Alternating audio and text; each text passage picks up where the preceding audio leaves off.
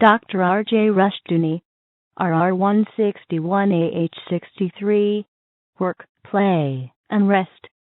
From the Easy Chair, excellent colloquies on various subjects. This is R.J. Rushdoony, Easy Chair number 167. This evening, Otto Scott and I are going to deal with the subject of work and play.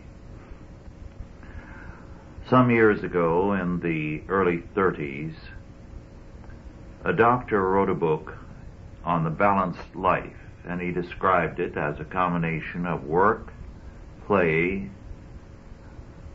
worship, and rest. This was a very good analysis. One of the things we often forget is the amount of rest that the Bible prescribes. 1 day in 7, 1 year in 7, and the Jubilee year as well. This meant that the person living in terms of a biblical culture, and some still do, like the Amish, had every 7th year to devote to all kinds of activities such as rest and play, and also to work to improve the premises, to paint the house and the barn, to do wood carving and that sort of thing. Thus, the Bible, with its Sabbath years and Jubilee, did make provision for a great deal of rest as well as play on the part of man. Now, there's an important distinction here, and a number of books have been written on the subject, and I have written in 1 or 2 of my books on the subject of leisure, also pronounced as leisure. It is very different from rest, because the whole goal of leisure is not to rest from work, but to substitute leisure for work, to replace the whole of the work ethic with a play ethic. Recently, there was a flyer that reached me in the mails, and the gist of it was this man was offering to tell his readers, if they would subscribe to his newsletter, how they, like him, could retire at the age of 36 and spend the rest of their life in leisure activities. Leisure today has become the goal of man, and it has replaced work and has warped everything else in a man's life. So we're not concerned with leisure except in a negative sense. But work, play, worship, and rest are important to the life of man. Now, work for a Christian is dominion-oriented. It is to bring about the dominion of man over the world of nature, over the materials of nature, and to develop his culture. And as a result, there can be no advance, no progress without godly work. Work on any other terms becomes an urge to domination rather than dominion, and is destructive. Well, with those opening observations, Otto, do you want to follow with any observations of yours? Well, yes. I think that the word work has taken on some rather difficult connotations in modern life. Vocation is something else. Work is, you might say, labor that isn't involved in a calling, isn't involved in a vocation, and it can be very difficult. and very unrewarding in every sense. In my estimation, people get involved in work because they don't follow their vocation for one reason or another. I remember talking to a fairly successful executive in the asphalt business who said, I said something complimentary about how far he'd gotten, and he said, well, yes, but I would rather have gone into medicine. And I said, why didn't you? Well, he said, I got married. Well, I said, I didn't see where that stops you. Lots of men have been married and become physicians. And conversation went on to some other point. But I thought, and I was surprised, I thought, well, here he is, he's fairly successful in this particular industry, but he's an unhappy man, he's unsatisfied, dissatisfied, because he didn't follow his own heart. He didn't do what he should have done, so he's paying the price. And in that sense, I think a great many people are paying a price, and therefore work is something which they don't like. They're leading a very unsatisfied life. Well, that's a very good point, an important one. There's another way to look at it, to supplement what you said. Work has a bad connotation for many people in our culture because we have become paganized. Now, if you go back to ancient Greece, the life of the mind was the only life for anyone of consequence. The person who worked with his hands, who farmed, or who did anything in the way of inventions and the like, was looked down on, because to work with your hands, to work with the material world, was seen as degrading. That's why, although a number of inventions go back to Greece, those inventions were the work of slaves. And the Greeks had a preference, by the way, for Hebrew slaves when they could get them, because Hebrew slaves were work-oriented, a very important fact. Now,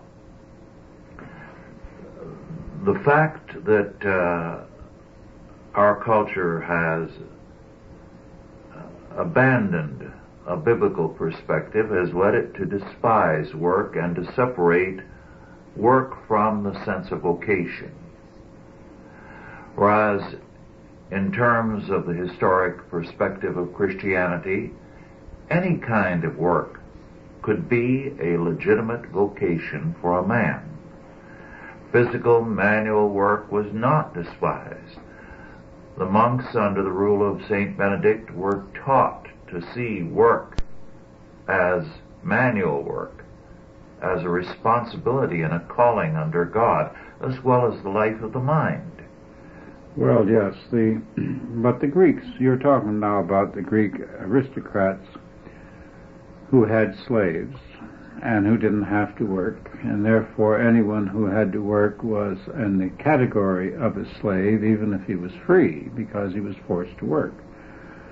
That, I don't really know how long that circumstance lasted, probably as long as slavery lasted in that part of the world or in any other part of the world. Macaulay did quite a scathing job on that, on the fact that they knew the principles of air conditioning, of many other matters, and they didn't apply them because they said all it does is lighten the labor of slaves. Then I think to an extent the early centuries of Christianity involved the ennobling of the individual and therefore the individual's activities for fairly obvious reasons. But as societies become wealthy, then the whole business of manual labor falls down again to almost a parallel with the beasts. I remember being considerably annoyed by a liberal friend of mine in New York some years ago, who kept telling me that physical strength no longer meant anything, and I said, if somebody punches you in the nose, you'll change your mind. Mm-hmm. The fact is that strength is always important, and today we see the pursuit of exercise in an effort to maintain some sort of strength, and that's, in my opinion, not too bad a deal. But on the other hand, it's a sort of a repaganization, because the Greek baths, the Roman games, the Olympics, which were originally Greek, and so forth, were all part of the sport. The idea of physical prowess, of physical superiority, not connected with any particular effort, any particular productivity. It's just the idea of physically excelling over somebody else, which is a form of humiliating somebody else. Yes. Ideally speaking, sport should be sport. So it's a very tangled subject. We do have people who actually work only mentally, and their work is work, the same as a carpenter's work is work. I write books, and so do you, and I think that comes pretty close to carpentering, using words or whatever. The whole question of work and play, though, right now is totally distorted. I for instance, find your comments on leisure difficult, because there should be an area except for play. I mean, I think of play as something that children do, and I think of leisure as something that adults do. I mean, if you go to the theater, for instance, what is that? Where does that fall? Well, a number of very interesting studies have been written on leisure or leisure, and basic to the concept as it was developed, and it's not an old idea, has not been the life of the mind, such as going to the theater or going to see a Shakespearean play, but rather substituting this type of activity for work, so that the leisure class is the class that does not have to work. It lives off the wealth of the others. Well, of course, the United States has always frowned on that. Yes. This is, of all countries, of all modern countries, I don't know about the Soviet, this is one country where that has never been accepted as an acceptable way of life. In Britain or in France or in Italy, I don't know about Germany, but certainly in Britain, the whole purpose of work to the British is to get enough money to buy a landed estate so that you never again have to do anything. And you live then off the interest of your capital, and you become a gentleman, etc., etc. They still have that idea to a very great extent. But we've not had that. I've been very surprised. I was entertained at the homes of some very highly placed businessmen, and they had no servants. And the wife would cook and serve the meal. And I've always found that particular aspect of American life to be very remarkable.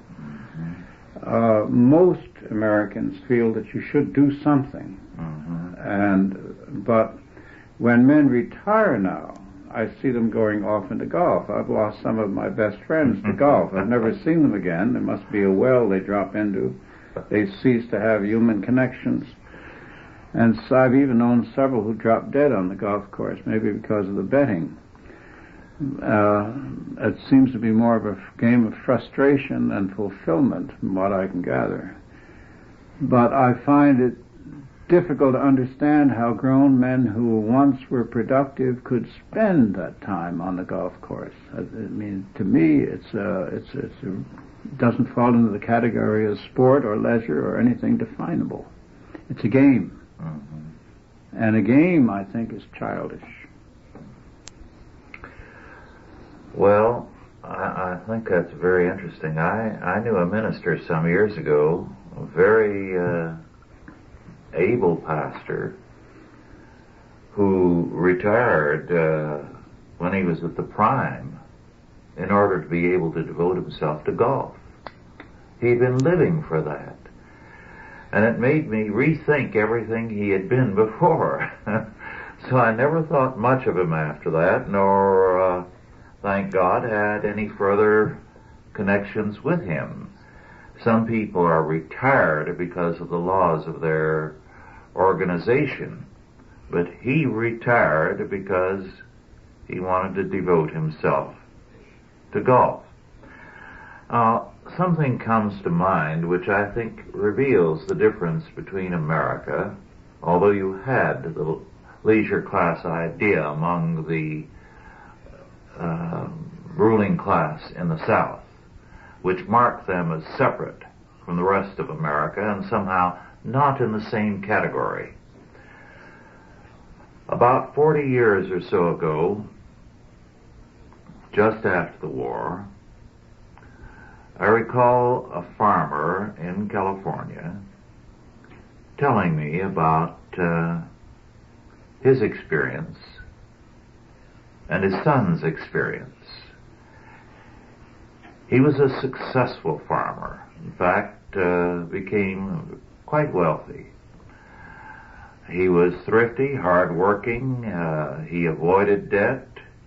He operated his family farm and accumulated a considerable amount of money. His son, however, chose to become an airline pilot, came out of the war and went into the airlines, and very quickly became an airline captain. Now, it so happened that within a year or so, both of them visited relatives in Europe. The farmer had no respect from his relatives, although he could have bought and sold them. His son, because he was a captain and wore a uniform, was greatly admired by the European relatives because he had status. And that was the key. And it seemed to the old farmer very, very ironic that the difference should be so marked, and that they had no appreciation of his accomplishments, and in fact were a bit embarrassed by him, because in terms of the old country, he was beneath their status, although he was far wealthier than any of them. Now, I do believe that represents something unique about America. The Puritan work ethic has accomplished things here that you don't see anywhere else in the world.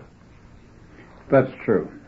And we probably have the greatest number of highly skilled people of any civilization that's ever been created. On the other hand, we may be falling into the Roman pit. The Romans were so practical, and they were very efficient. They were marvelous engineers, marvelous builders, constructors, and everything they did with great efficiency. But they had no respect for ideas.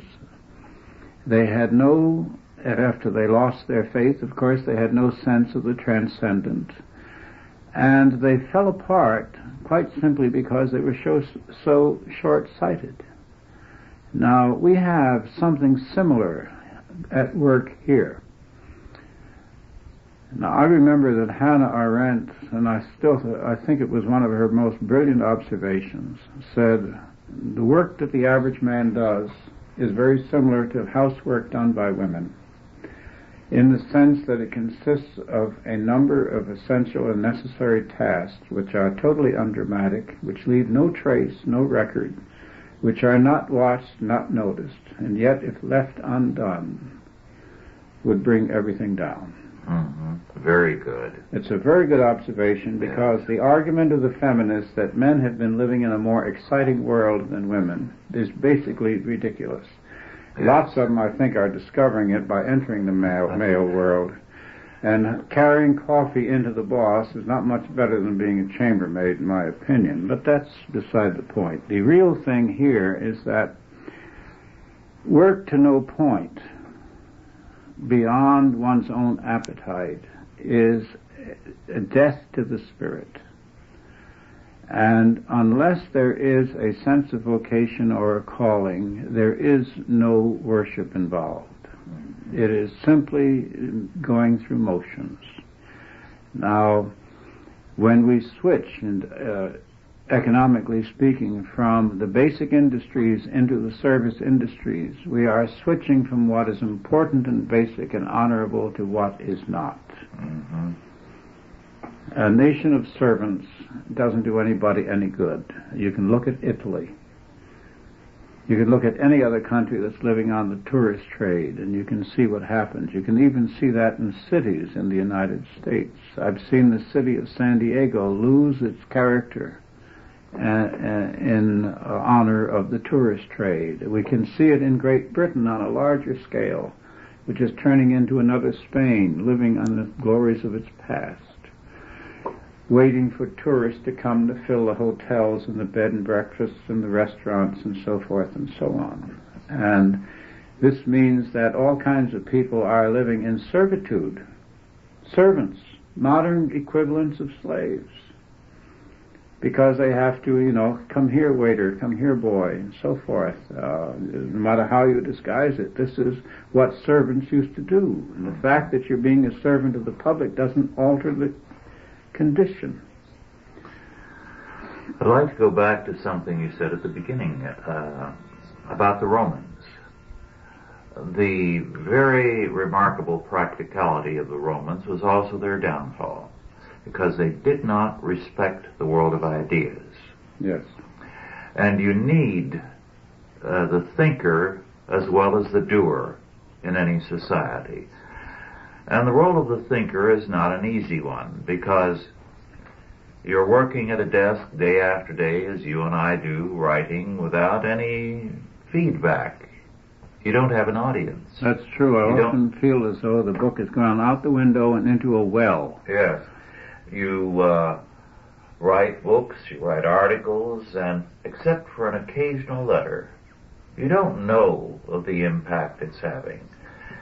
You don't have the satisfaction of seeing people sit at a table and eat a meal and enjoy it, relish it. Well, You're removed from the audience. But the world of ideas is very important, because it is the world of complexity. Now, that was the Roman failure. William Carroll Bark, a very fine historian, in writing on Rome, said that one of the great failures of Rome was its urge to simplify everything. And as a result, it led to an oversimplification of every area of life, a concentration of all powers in one person, the emperor, and a bureaucracy that was totally under him. So that it destroyed Rome.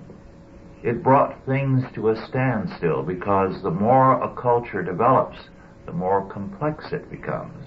And therefore, the more, logically, it should be decentralized. Well, we're making that same error in the modern world. We're seeking to simplify everything. The Marxists have done it to their own ruin in the Soviet Union as far as their economic life is concerned. We are doing it progressively here. We are concentrating. We are simplifying everything, as though once we control everything from one city, Washington, D.C., our problems will be resolved. But the more we simplify, the more we destroy.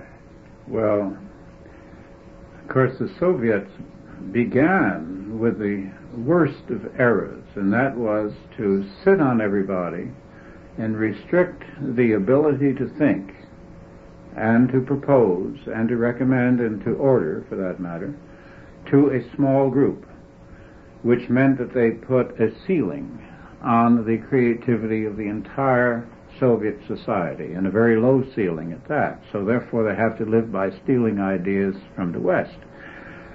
And we're achieving the same abortion, you might say, by regulation. Mm-hmm. Now, if you ever talk to anybody who's involved in providing materials for the Department of Defense, you'll get some idea of the nightmare that's been created in terms of qualifications and specifications and routines that have been created for the defense industry. It takes us now years and years to develop a system. And this goes back for quite a distance. I remember when the first space vehicle was sent up, you remember it just penetrated and made a curve and came back again with a monkey or whatever in it.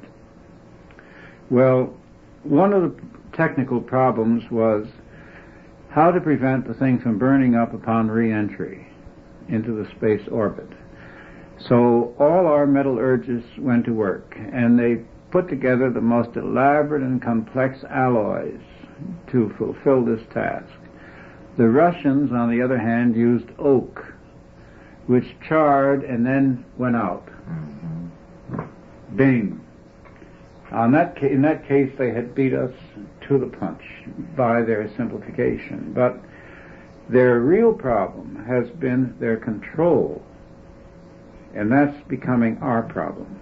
Yes. It's control that you're talking about. Yes. Control from a central source. Right. There was an interesting article in one of the journals I read this past week about the Russian ballet. And the Russian ballet was, according to the author, as it appeared recently in our cultural exchanges, painful to watch. Recently? Yes. And the author said, in effect, that what had once been the glory of the ballet world, the inheritance it had received from the reign of the Tsars and their love of ballet, had now become so controlled and so stiff and wooden, unchanging, it had deteriorated. No innovation's been allowed. No, and as a result, even in the performance of the classical ballets, the critic found it painful to watch, and he was being very careful in what he wrote because he knew it was almost heretical to be critical of Soviet arts. Mm-hmm. Well, to politicize everything in a culture destroys spontaneity and introduces another level of judgment in which the artist isn't judged by ability but by political position and political trustworthiness. But what do you get then? You get an obedient servant instead of somebody creative. And of course the classical ballets were beautiful, but modification has to come in. Nothing can remain fixed, not even religious ceremonies. In fact, one of the reasons that so many churches become behind the times and become irrelevant is because they freeze themselves. Mm-hmm. They don't change. You mentioned the bit about regulations in relationship to sport, just in passing. You probably played baseball as a boy, as Yes, I did. sure. In fact, I could hardly wait to get out every day to play baseball, day after day. We played on the brickyards. It was wonderful. Yes. And it was a lot more fun when a group of us boys got together, chose up sides and played, than it was at school, on the playground, where a teacher supervised it and I didn't play. Provided an umpire. On those occasions, I was absent. That took a lot out of the game. It sure did. Now, sometimes we'd get into some arguments about whether someone was safe or not when we were playing by ourselves. Sure. But we settled those arguments. Oh, sure. And it was fun. Yes. The whole thing was Yes. marvelous. Well, could you imagine being in the Little League today with the parents sitting in the grandstand and Yes. wearing a uniform and all those regulations? Those poor kids. They're never free. They don't have a childhood. No. They don't have a chance to grow up testing one another. It isn't play then in No, the it's same not. way It's that not it the was same. when No, we were playing. It's play is play. Yes. Play is play. Yes. Yes, I remember. And marbles also. We played for keeps when I was a boy. And that was that. There's been a great many things that have been taken out of the category. I can't get over the fact that kids today have to send a Valentine to everybody in the class. That destroys the entire purpose of a Valentine. Yes. Well, it is strange what has happened to play, because there were dozens upon dozens of games that we played when I was a boy that are now forgotten. They disappeared. They don't play mumbly peg because a knife is too dangerous for a kid to have. Yes. And you could go down the list. There were games where we would invent, or rather whittle and make everything that was going to be used. You didn't buy anything. Well, you didn't have any money, for one thing. That's for sure. It wasn't out of virtue. But it became a virtue in its consequences. I'd like to touch on the relationship between work and play, or rather, work and rest, because rest is important to sound work. Without rest, the mind and the body weary. Productivity, whether in the mental or the physical sphere, decreases. So that rest is important. And in terms of the biblical doctrine of rest, it means stepping outside of our lives and outside of our planning to rest in God, knowing that He is the one who makes all things work together for good, so that our work is never in vain if we are in Christ.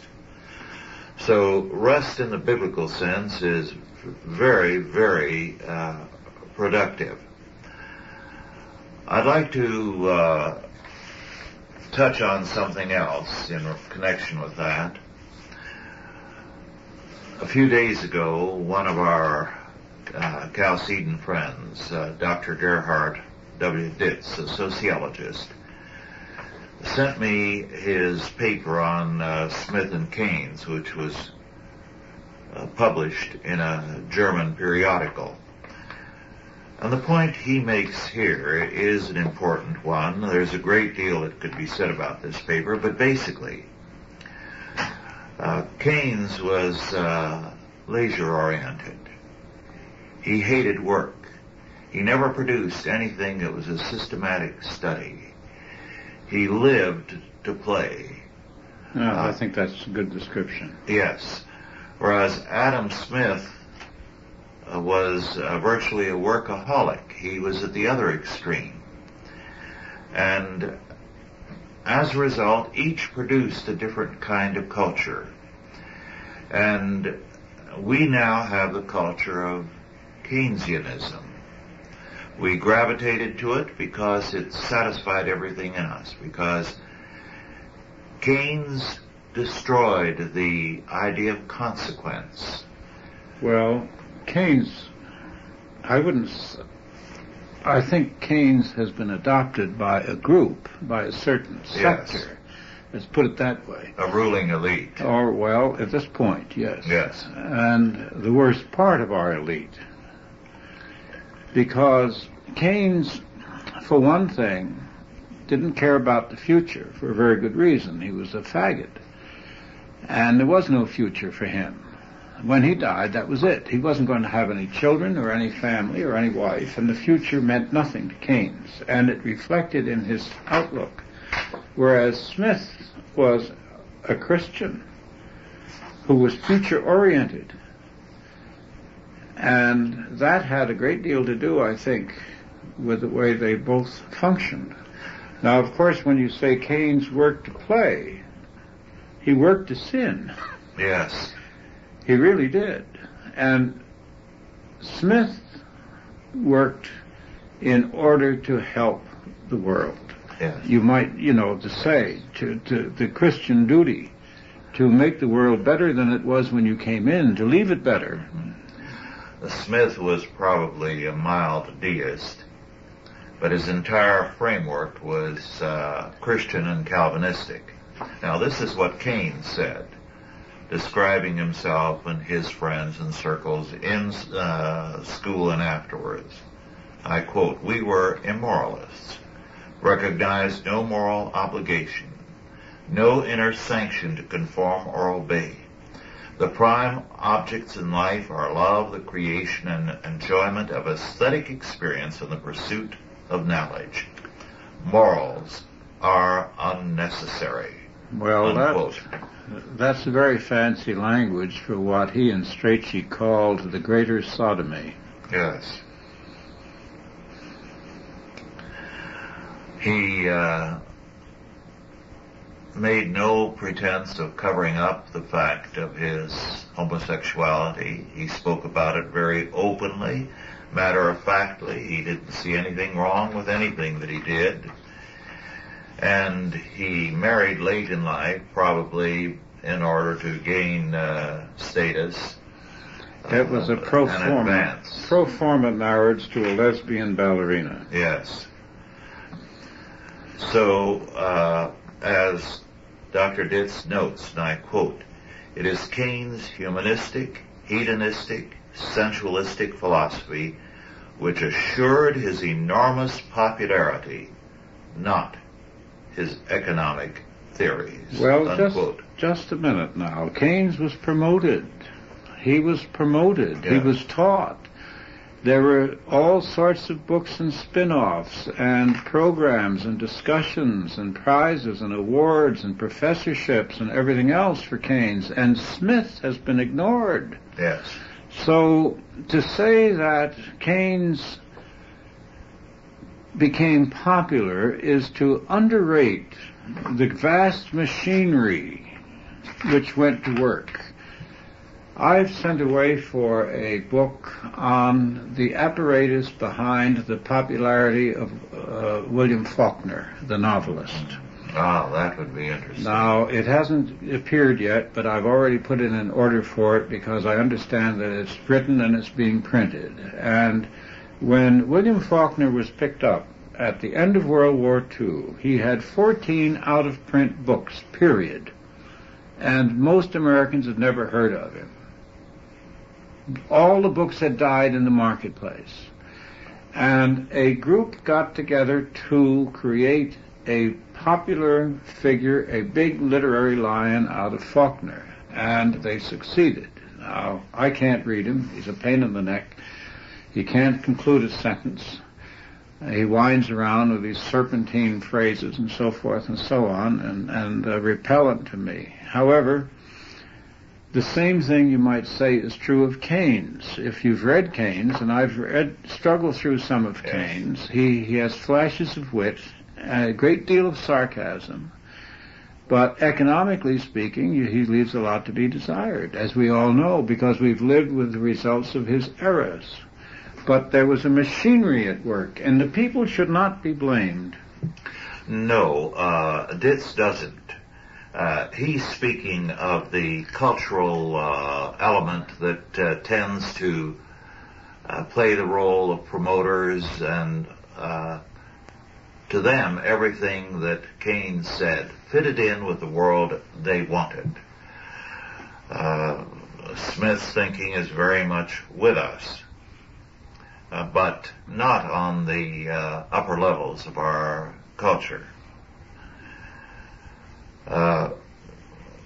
Keynes was promoted at every step. He became a lord, an English lord, Yes.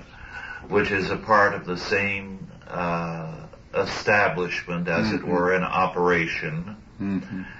And he was recognized by the pundits in this country. You mentioned Faulkner.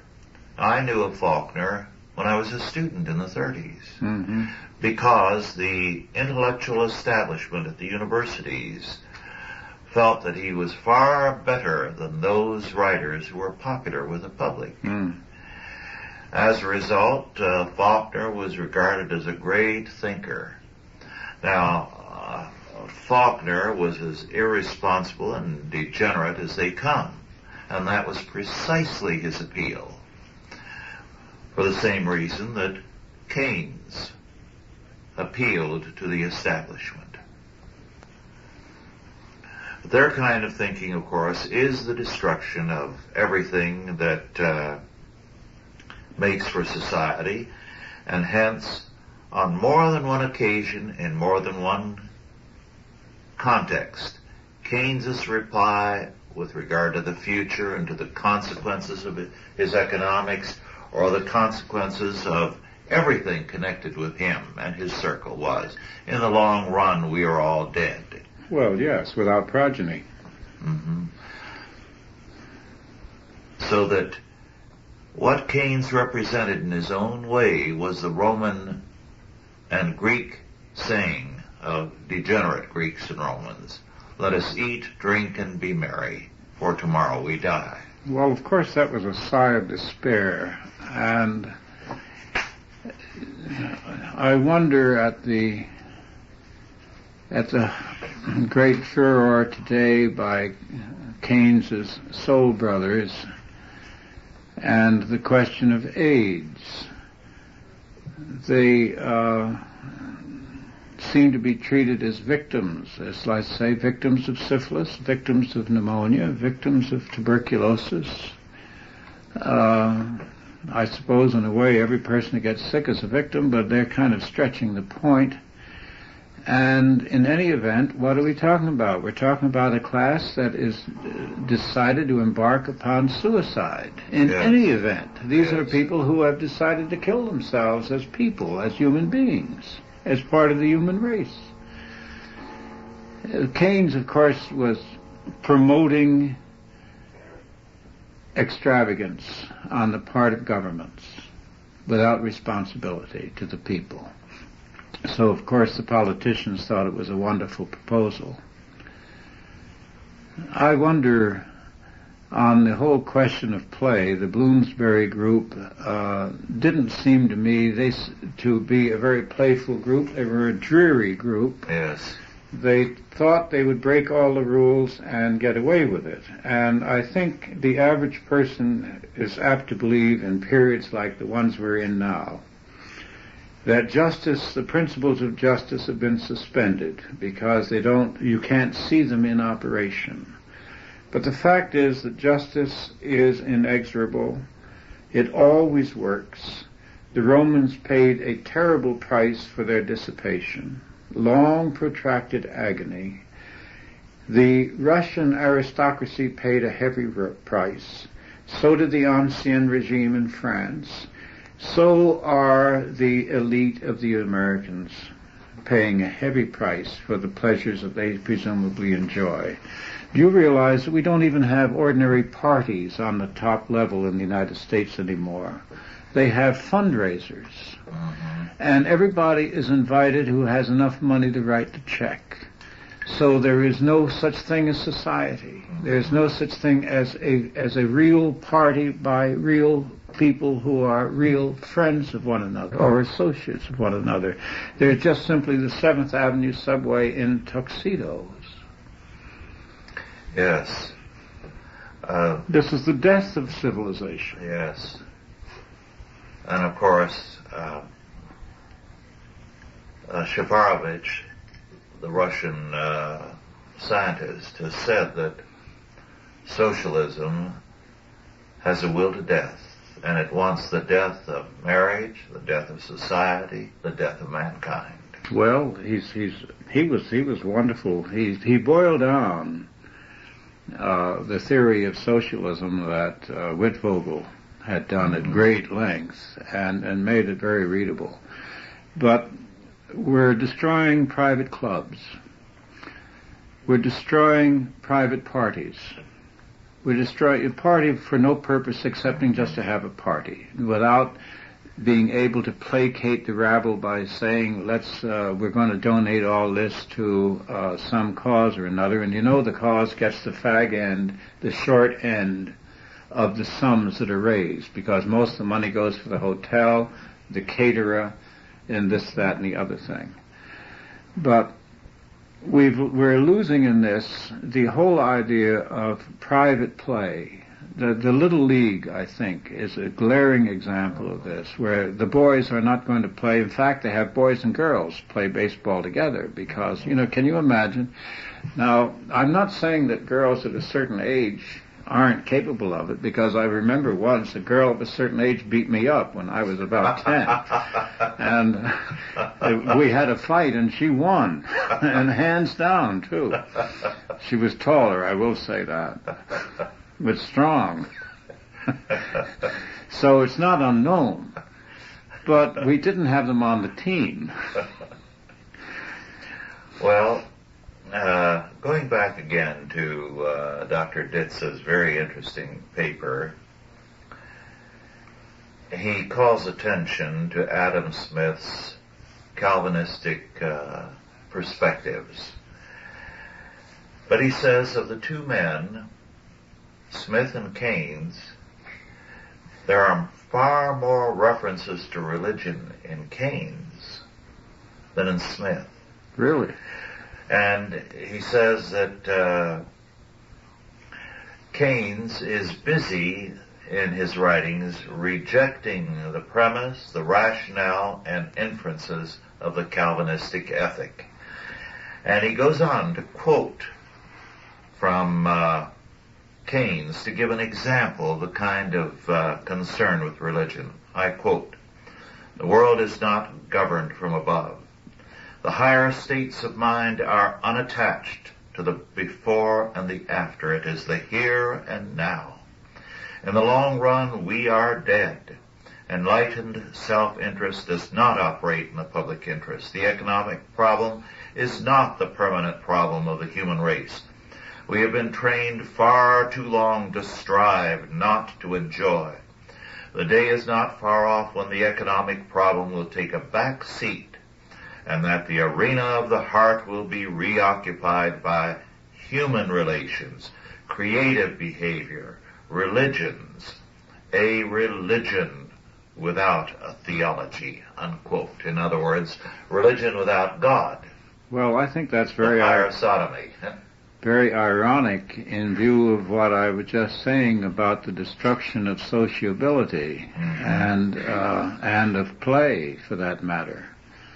Play has become, let me put it this way, politics has permeated all our games.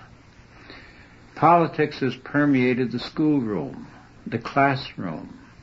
It's permeated the church. It's permeated all areas of social relationships. Now, this is exactly the opposite of what Keynes was promising indirectly to the people who would abandon religion and the higher power. Well, if the state is God, then politics, not Christianity, becomes a major concern in the classroom and on the playing fields, everywhere. Oh, that's what it is. Yes. Well, we today have a divided culture because we have a very sizable percentage of the American population that professes Christianity. And yet you have an element that controls the media and the world of entertainment, the world of politics, almost every upper level, which is militantly and aggressively anti-Christian. That's true. Well, as you know, you and I are working on, together with Mark, this book on Arminianism and Calvinism. And we've just gone through that Tynak work. Yes. In which the Church of England was taken over by the Arminian element, directed by the king. And certainly they had control of the religious establishment of Britain. And under Archbishop of Canterbury Laud, they proceeded to apply mandates against anyone that differed with them. In fact, the English today still call anyone who isn't with the Church of England a nonconformist. They still carry in their vocabulary the idea that conformity is the Church of England, and a nonconformist or a dissenter is somebody who is not a member of the Church of England. I regard the present cultural control by anti-Christians of all across the board, and of course they consist of all sorts of people, all sorts of backgrounds. They're not any single group, to be a mile wide and an inch deep. Their numbers are relatively few in comparison to the vast number of Christians in this country.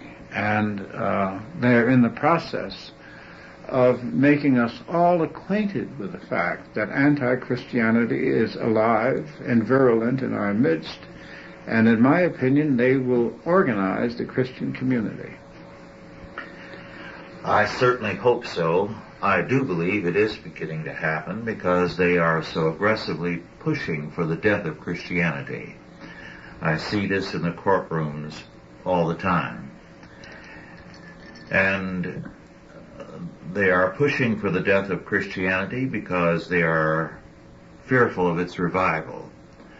And hence they have heightened the intensity of their assault. Well, they're waking us up. They're waking the Christians up. Yes. If they had left Christianity alone, it might have slumbered away altogether. Do you know that it's curious to me, and your reading there of that quote from Keynes brings it forward again, how these people find themselves unable to leave Christianity alone. Mm-hmm. They are Yes. constantly bringing the subject up in a critical way when the Christians have said nothing. Yes. Nobody ever went out of their way to force Lord Keynes into believing anything. Nobody gave a damn what he believed. Mm-hmm. And yet he has to sit down and write in indignation about the beliefs of somebody else. Yes. Yes. And nobody seems to bring this strange paradox to bear. Mm-hmm. They are seething with hatred and cannot contain themselves. You know, I've talked to a couple who had come back from Spain about 10 years or so ago. They were in Spain during Easter week, which is always, it used to be quite an experience. And they also went into some of the big cathedrals. They were non-Christians, by the way. Totally non-Christian. Their background was non-Christian. And I said, were there many people in the cathedral? As sort of a joke. And they said, oh yes, packed. But of course they said they don't believe. Then I said, why do you suppose they were in the cathedral? Just to impress one another? Mm-hmm. Yes. And they didn't answer. Mm-hmm. But they had convinced themselves that Christians go to church and don't believe. Yes. Why would millions of people do that? Yes, and you can see the consequences when the faith is destroyed in certain mainline churches. People stop going. There's no point in going. Of course they don't Just go. the elderly who are going in the main to the mainline churches because the rest have left. Well, this brings up the aspect that you mentioned in the very beginning, in which you divided this topic into work, into leisure, into play, and into worship. Worship has to be basic. It has to motivate the work and the play and the rest. It has to give a focus to a person's life, or else there is a distortion then in every aspect of his being. Somebody said something rather similar about the brand new towns in California. These cities that have sprung up, developer paradises, so to speak, where everything is brand new. Yeah, Levittown was the first one after Yes, the war back right. east. Everything is brand new. The shops are brand new, the houses are brand new, the streets, the lampposts, everything else. And he said, somehow or another, he said, people can be ridiculous in front of this brand new backdrop and almost get away with it. But he said if you put them in the midst of an older context, their same sort of behavior is too ridiculous to be endured. Mm-hmm. Because there is something about a street upon which other generations have passed, which contains its own message. Yes. And in the same sense, I would say that a life that is lived without the sense of the transcendent is ridiculous. Mm-hmm. Because nothing else will enable you to endure the sufferings involved in being alive and in being sincere and in working and so forth. Mm-hmm. And that's, I suppose, where the worship comes in. Yes, yes. Well, one of the problems with worship today is that it is not worship, and that's why the churches are weak. Worship has to be God-centered. You go there to grow in your knowledge of God and in your experience of Him, rather than to find what you need. And we've given a man-centered emphasis to worship and have destroyed it. I believe it was just yesterday when Grace and Dorothy were discussing certain forms of church life. Grace referred to the modern Trinity, me, myself, and I. And that emphasis carries over in too many churches. They become pleasers of men. And that destroys worship because, as the Westminster Shorter Catechism declared, man's chief end is to glorify God and to enjoy Him forever. Well, of course, worship without respect, worship without a proper sense of awe, is not really worship. It's a form. Yes. It's a form. I mean, the Romans had temples, to virtues, to chastity, to loyalty, to courage, and various and sundry other virtues. Just virtues. These virtues in the abstract. Now, I can't imagine anybody going into one and coming out with any of that virtue. But by that time, they were desperate and they were scrabbling to find unifying concepts, having lost their faith in the old gods and in the legends. And that left them with nothing but the here and now. That left them with the fact that the just didn't seem to prosper any more than the unjust, that you had to, no matter how pious you were, use the right navigation to keep from going onto the rocks with a vessel and so forth. And if your area of observation is limited to the world and to society, it's very difficult to retain a sense of the transcendent. In fact, you can't. If you limit your observation to the world, you will inevitably lose your faith. Yes, and one of the disasters of Rome was that when they saw what was happening to themselves and the degeneracy that was setting in, the collapse of the family, of public morality and all things else, they tried to go back to the old-time Roman religion. And it was dead. It was dead, yes. And as a result, they turned to persecuting the Christians. Well, Christians today who will not develop the faith in terms of applying the Word of God to the problems of the times, and who are content to enjoying the faith as they did when they were children, are going to be irrelevant, totally irrelevant to the future, because they're not developing the implications of Scripture in terms of everyday life. It was one of the Puritan leaders, Pastor Robinson, I believe, who made the statement there was more light to break forth from the Word of God, that continually they must seek new light from it, because as they faced a problem, as they faced a crisis, a development in history, it would renew and extend their vision of